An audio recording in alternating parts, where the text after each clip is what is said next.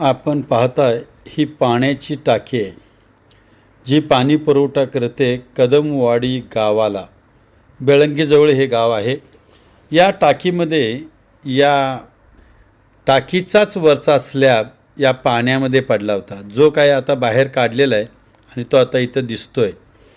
या टाकीमध्ये शेवाळ उगवलं होतं, आतमध्ये वनस्पती उगवल्या होत्या आणि त्या काढणं मुश्किल होतं. मी याच्या बाबतीत एक व्हिडिओ टाकला आणि त्या व्हिडिओची प्रसिद्धी झाल्यानंतर त्या गावच्या ग्रामसेवकांनी, ज्यांचं नाव आहे महेश लांडे, आणि गावचे आमचे रोज एक नवीन विषयीचे कार्यकर्ते, या सर्वांनी मिळून ही टाकी साफ करण्याचा निर्णय घेतला आणि त्याच्यामध्ये असणारी सगळी घाण, शेवाळ वगैरे बघा आपल्या नजरेनं दिसतंय.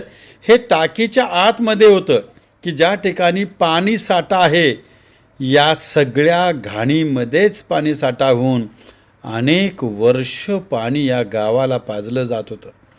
या गावच्या एक महिला आहे छायाताई म्हणून, त्यांनी पण वारंवार माझ्याकडे फोन केला आणि छायाताईंनी पण पाठपुरावा माझ्याकडे केल्यामुळं मी मिरज पंचायत समितीचे BDO साहेब यांच्या पाठीमागं लागून ही टाकी साफ करण्यासाठी विनंती केली आणि BDO साहेबांनी पण ताबडतोब आदेश दिले आणि या टाकीला यंत्राच्या सामुग्रीला वापरून या टाकीला स्वच्छ करून त्याच्यामध्ये पावडर वगैरे मारून अतिशय क्लीन करून ही टाकी पुन्हा एकदा गावकऱ्यांसाठी पिण्यासाठी वापरली जात आहे.